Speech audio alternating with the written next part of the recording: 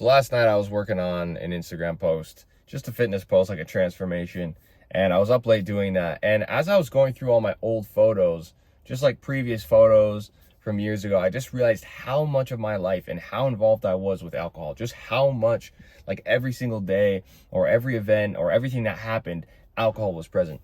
And so I want to come on here after reflecting a bit this morning and just talk to you about just kind of the benefits I've experienced from being 191 days sober, just a little over 6 months, and what I did to actually like get sober and actually quit alcohol for good. And I just want to share what worked for me. Okay, this might not work for you, but I think if you're similar to me, it will definitely work. Before we get into that though, my goal every morning is to wake up at 4 a.m. because I've found that if you start your day with delayed gratification, okay, you're on your journey of self-improvement, leveling up in fitness, business as a man, you start your day off with delayed gratification that carries through the day. So you're more likely to get your work done. You're more likely to hit the gym, track your macros, make sure that you're avoiding distractions and vices. If you start your day off with instant gratification though, then that mindset carries through the day as well. So you have to decide every morning how you want to start your day. So for me, waking up at 4 a.m., going for that immediate morning routine, disciplined morning routine, is really what sets me up for success throughout the day. The problem is though, this morning I did not wake up at 4 a.m. I failed to wake up. And the reason why was because my alarm didn't go off. The night before, I had not set the volume to the correct level. It was like I think it was like halfway. And so the fan was blowing because I usually keep noise on in the background while I'm sleeping. I don't know why, it's just a habit. And that muffled the sound of the alarm going off. I didn't even hear it at all. Because like when you wake up, if you've overslept, you like wake up and you're like, I feel different. Or like, you just know like, and I feel like I've slept longer than I usually do. And so that is what happened this morning. That's why we're making this video a little bit late. It's actually light out. It's not dark. And so one of the tips I would give for those of you who are trying to do this 4 a.m. wake up, 4 a.m. club wake up, make sure that part of your nighttime routine is setting that alarm to max volume the night before as part of your nightly routine. Obviously, most of you are going to do this, but it's just that sometimes you forget to do it and then it messes up your wake up. So, all right, back to getting sober and the benefits. Okay, I actually wrote down a bunch of notes here just so that I don't forget. So some of the benefits that I've really started to experience from quitting alcohol is just increased motivation, right? Because you don't really understand how much it drains your motivation and your ability to achieve your daily goals. Okay, if you're like getting wasted on a semi-regular basis like I was, and I was never an alcoholic, right guys? Like I did not grow up in a household where people even really drank. My dad's side is much more heavy drinkers, but I didn't even really grow up as much around them because my mom and dad split when I was like, I don't know, 4, 5, 6, something like that. And so yeah, I would visit my dad. I had like weekly visitations, but I wasn't even really growing up like the majority of the time around him. And yet still, I am someone who really loves to drink. Like I like drinking. And now I'm not an alcoholic to the point where I can't stop, but it was to the point where I was drinking, multiple times a week. Sometimes I was drinking every day after work, especially during the times where I was going through a lot of shit. Okay, mentally, physically, that's when I would drink the most. And so you don't really understand how much it impacts you until you stop doing it. And this is the important thing, is that a lot of you think, oh, it's not a big deal to do it here and there. But what you don't understand is it's sapping your motivation, because at the end of the day, it is pain. It's the pain of your situation. It's the pain of the fact that you're walking around with a belly. You're walking around with, skinny arms, and you don't like your physique. You think you look like shit because you do. It's that fact, that pain that you feel when you look in the mirror, that's going to drive you to change. If everything is just comfortable in your life, there's no reason to change anything. And so the more pain that you feel, the more likely you are to go take action and change and improve your life. And so what alcohol does is it numbs that pain. It numbs that pain, and therefore you don't feel as motivated to go act because, well, you're not in as much pain. You're comfortable. You feel good now. Like when I used to drink, I would feel great. All my problems would kind of melt away. I would just kind of start to feel happy, nice buzz going on. And the problem with that would be when you're doing it on a regular basis is you're avoiding the pain and you're avoiding the work that needs to be done in your own life to become successful. And you just keep delaying, and it gets worse and worse and worse because time is running out, right? You don't have all the time in the world to get your business running properly. You don't have all the time in the world to get yourself in shape. You don't have all the time in the world to, find your dream girl. It doesn't work that way, bro. The sooner you get these things done, the sooner you're actually going to live the life that you want to live, and the more impact you're going to have. And so time is of the essence, right? And so motivation, a lack of motivation, a lot of people don't have motivation to go to the gym, don't have motivation to work on their business or do anything difficult because they're drinking, because this is basically a way for them to numb the pain.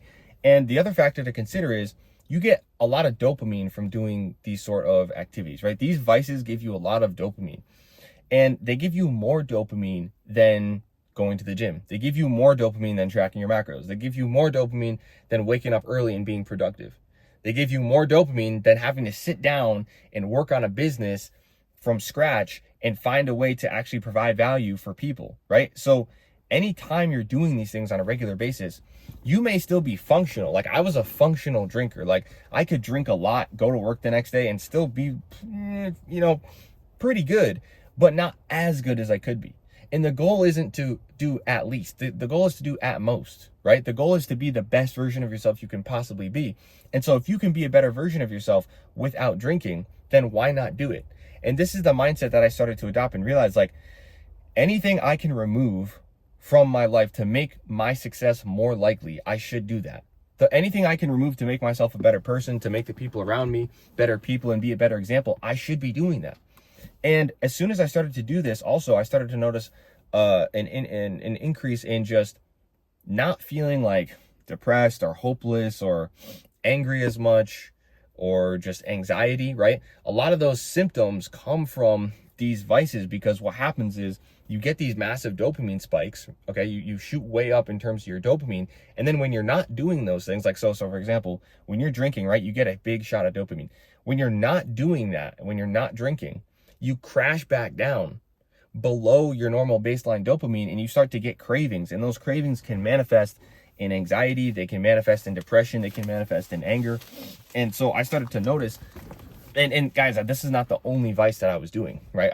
I was smoking, I was doing weed, porn, I was like, anything that was instant gratification, I was going after. So it's no wonder I was struggling so much with motivation and with mental health, and my physical health was deteriorating, was because a large part in and of itself, just doing these vices. And so that's one aspect of it, is the motivation. Okay, the motivation to achieve your goals, the motivation to go hard. You're not going to have that drive to do that hard work that needs to be done for you to become an outlier, for you to become successful, because you can't just do what everybody else is doing and expect to get superior results. You can't just live the way everyone else lives and expect to have a six-pack. It doesn't work that way. If you want to have results that other people don't have, you have to do things that other people don't do. And so when it came to the gym, tracking my macros, physique, like, the alcohol also was just like ruining my physique. It was just making it so much worse, because you're introducing poison into your body. You have to understand this. Alcohol is poison. Like, if you actually do your research, you will see it is poison. It's poisonous to your cells, and you're just constantly dosing yourself with poison. So of course your body's going to start to retain more fat. Of course it's going to retain those toxins. Of course it's going to be constantly trying to get rid of that out of its system, and that's going to put a lot of stress and strain onto your body. And so that's not even to get into the amount of sugar that's involved, the amount of calories that's involved, that adds on to your daily caloric intake. And especially if you're not tracking, that's all just getting added on as fat, okay? So yeah, it was just like, I just started to realize, like, I have to do something about this. I have to get rid of this. And, so the motivation factor was a huge thing for me, realizing that I'm more likely to achieve my goals if I give this up. If I give this up, if I make this sacrifice, I'm more likely to achieve my goals, because the majority of people out here aren't actually willing to make that sacrifice, right? They're too afraid. They're too afraid of what their family will think. They're too afraid of what their friends are going to say. They're too afraid of just the fact that they're going to not have something to numb their pain with, right? They're afraid of facing themselves and their problems. And so most people aren't going to be willing to do it. So if I do it, that's going to make me more likely to become successful. And I started to realize that. And so I said, okay, you know what? I'm going to do this. I'm going to do this. And the other factor I want to talk about is just simply time. Think about how much time and money gets wasted with drinking. Like, for me, I would probably spend anywhere from $100 anywhere from like 100 to 200 bucks probably a month, somewhere in there, on alcohol when I was really going like hard. Because let's think about it. You know, a bottle of wine, maybe that's like anywhere from like, at least like for me, like I usually get like higher end wines or beer or whatever, or even liquor. That could be anywhere from like 10 to 20 bucks, right? And let's say you do that, I don't know, a few times a week, or you do it even once a week. That adds up, bro. That adds up. Not only are you wasting money that you could be actually using towards building a better version of yourself, but now you're also wasting time, because the amount of time it takes to drink it, the amount of time it takes to go out to the bar, the amount of time, the amount of money you're spending at the bar, or even if you're drinking at home, recovering from that hangover. And this is another thing I started to realize, was the amount of time I spent in recovery was massive. And it was really limiting my muscle recovery, okay? Because I just felt so bad. I just felt so negative. And it was not just the mindset that made me feel negative, it was also just the physical effects of the hangover. Even if I drank, like, because your tolerance goes up over time, right? The more you drink, the more your tolerance goes up. So I had a pretty high tolerance. You know, I could drink, you know, a bottle of wine, maybe even 2 bottles of wine, and still be like functional the next day without really having a hangover.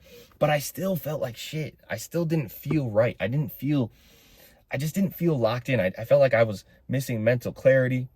I just felt as though my actions weren't as swift.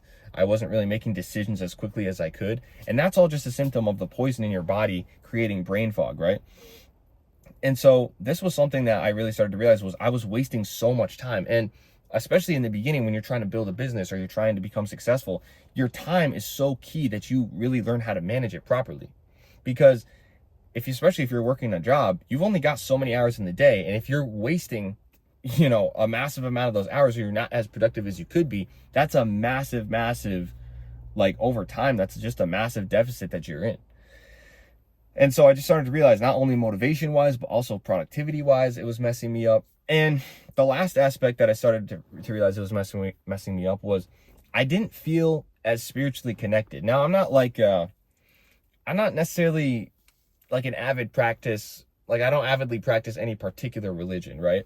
I grew up like Christian, but I kind of stopped like going to church and stuff when I was probably in my teens, or like maybe just before my teens. And so it's not like I'm really an avid like I don't practice any religion avidly besides my personal development, right? I guess you could say that's kind of as close as I get to practicing my religion, right? But at the same time, I still believe in higher power. I still believe in, like, I'm still like I still believe in like the spirit and a higher power and God and the universe and like the creator. I don't know exactly, I don't really have like to really define that yet for myself, exactly how like I see that, but I still believe in that. Okay, I still believe in that higher power. And what I started to notice is I feel like when I don't drink and when I'm not doing these vices, I feel like I'm more connected. Like I feel like I get downloads. I feel like I'm getting guidance or something, like as if I have like a clear connection. And so what I started to notice is I started to realize alcohol, drugs, these sorts of things, it really cuts you off, I think, from being in communication with the mothership, so to speak, right? It cuts you off from being in communication with the higher power and from receiving that guidance, because you're in this low frequency state of feeling negative, having negative thoughts. And so how are you supposed to, and that translates into taking more negative action. So how are you supposed to receive guidance and downloads from God or whatever you believe in terms of a higher power, if you are blocking yourself from receiving that by staying in a low frequency state? And so I started to realize not only motivation, not only productivity, but also spiritually, I felt like I was blocking myself. And so this is when I decided, it was around May 11th, I said, all right, I just went through a weekend of having a whole ton of alcohol, and I was like, all right, this is getting ridiculous, bro. Like, I have goals I want to achieve. I have a life I want to live. This is just holding me back. It's time to lock in. It's time to stop this shit. And so I decided right then and there I was going to go cold turkey. Just cold turkey. I'm done. I'm not playing the middle ground anymore, because in 2023, I had actually gone 3 months sober, and it was some of the most productive time in my life. Like, I started a YouTube channel, I got monetized, I was making videos, and then I kind of just went back to my old self and my old ways. And I was like, well, you know, I'm not going to be 100% sober, but I'll drink sometimes. I'll kind of play the middle, but I won't be like going crazy at like parties and stuff, but I'll still like drink like on the weekends and stuff like that. And playing that middle ground just does not work. It doesn't work. Like, go on what, like, Go all in, whatever you do. Okay, go 100%, bro. Because either go all in and be like a crazy like party animal and doing drugs and getting wasted, or on the other side, go 100% clean and sober and work your ass off. Because if you're in the middle, you don't get the benefit of either, right? You don't get the benefit of the fun and the stories and the crazy experiences of being drunk and going crazy all the time and doing drugs, but you also don't get the benefit of the productivity, the clarity, the discipline, and the pride that you get from actually holding and sticking to what you need to do every day when you're sober. So don't play the middle. Stop being a bitch and playing the middle. You need to get on one side of the fence. And so I decided to get off the fence, stop sitting in the middle, and to go 100% sober and clean. And it was the best decision I think I've ever made. It was definitely one of the top decisions I've made in my life to do that. Because, you know, I just have felt so good. I've just felt so good. And has anything like massively changed? No, I mean, I've noticed improvements in my physique, my productivity, my clarity. So these are all little things that add up though, right? So there's not been like some crazy transformation I've had being 6 months sober. But what I've noticed is it's these little tweaks, it's these little sacrifices that you make that you think aren't as big of a deal that add up over time. And so what I have noticed is I've been able to hit my wake ups, or, you know, like almost every day, right? There's still days where I mess up, like this morning. So I've been able to hit my wake ups. I've been more consistent in the gym, tracking my macros. These are things that are small, but it's that these small habits that you do consistently that start to add up over time. Okay. I started to notice I'm able to be more consistent with my posting of social media. I've been more consistent with being able to actually provide value. And so these are the things that over time really add up. And that's where the massive transformation comes from. It comes from these smaller sort of things that you might think are insignificant, are not really that big of a deal. And so, yes, a little over 6 months sober. And those are the benefits that I've really started to notice. Those are the benefits I've started to really notice. I've come more in alignment spiritually, you know, with God, with a higher power. I've become more productive, saving more money, obviously, because I'm not wasting it on alcohol, which I can now use to invest in myself. Less time wasted. I'm able to go harder on working on my business and my fitness and personal development because I've got more time now, which I can schedule out. I've got more motivation because my motivation is not being sapped constantly, right? I'm not trying to hide my pain of the fact I'm not where I want to be. I'm feeling that pain and using it as fuel to move ahead and get to where I want to go. And so, yeah, those are the benefits that I've really started to notice. And I don't really plan on ever going back. Like, I think that I'm just going to stay doing this because why would I not? Why would I not stay doing this when I've noticed such a transformation and I feel so good? Why would I change that up, right? Don't change. Don't try to fix something that isn't broken, right?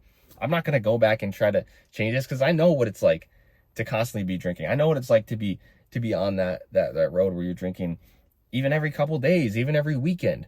It just sets you back. Like I've talked about this before in the last video, when you're drinking on Saturday and Sunday, you're recovering Monday, Tuesday, no matter what anybody says, bro. That alcohol's not out of your system. Those habits and that mindset isn't out of your system yet. So you're constantly restarting the progress that you make. You're just like making some progress during the week on your personal development, on your fitness, and then the weekend hits, you fall off and you just restart. And it's just like, what are you doing, bro? You're just stuck in this loop. Okay. So yeah, that's the benefits. Let's get into a bit about, this is going to be a longer video. Let's get into a little bit about how I did it. Okay. And I did write this down. One thing I also wanted to say was, a couple other things I wanted to say that I wrote down here about the benefits is I feel my emotions more. I'm more in tune with my emotions, okay? I'm more in tune with how I'm feeling. And because of that, I'm able to have better relationships and I'm able to make better decisions because I'm not blocking how I feel.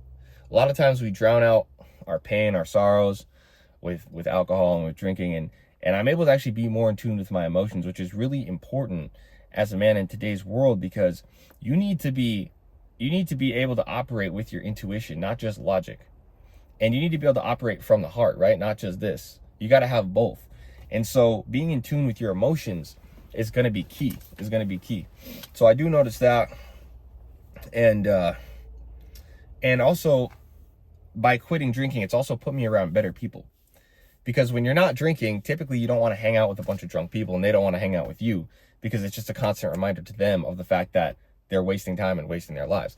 So it's put me around better people. It's put me around people who are sober, who are at least trying to get sober and working on getting sober. People who are actually taking life seriously at a higher level, which is now allowing me to be around better people, which is now helping me level up faster. Okay, so that's one other benefit I just wanted to say. So here's the process that I use to actually like do this. Here's the process I use to actually go sober. Okay, I even like wrote it down. So step one is like make the choice, like make a decision. And when I say decision, I mean like burn the bridges. Like you can't be like, oh, maybe I'll do it. Maybe I'll play it in the middle like I was for the longest time. Like for years, I was like, oh, well, I'll just kind of not go like too hard, but like I'll just kind of stay in the middle. Like if you do that, that's not deciding. That's not making a choice.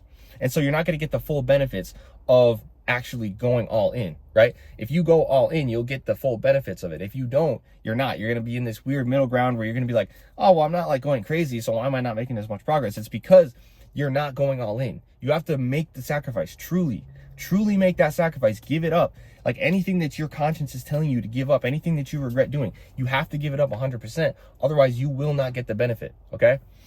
So that's step one, is make the decision, bro. And do it. I'm telling you, it will make the difference. If there's one thing I could go back and tell my younger self, it would be to 100% eliminate vices. All right, so the next one is you got to become the man. You got to become the identity. A lot of people focus on taking action. Okay, I'm going to take action. I'm not going to drink. But then they fall back. Why? Because they have not adopted the identity of someone who doesn't drink. So they'll say things like, oh, yeah, I'm trying to quit drinking. Or, oh, yeah, I'm trying to do this, right? It's that whole try shit. I don't do that. When I did this, I said, you know what? I am not a drinker. I don't drink anymore. And so when I see alcohol, I don't even have a craving for it because I've adopted a new identity. And you can do this through just visualizations.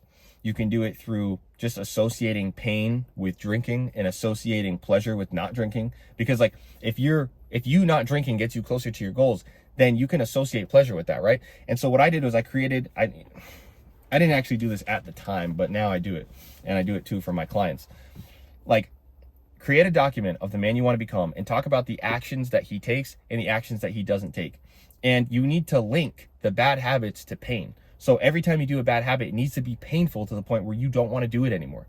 And so that's what I did. I realized I linked it in my mind. I didn't actually write it out, but I linked it in my mind that if I was going to be drinking, I would not become successful. If I was going to be drinking, I would stay in the same position that I was in, which was so painful to me that I decided, you know what, it's time to stop.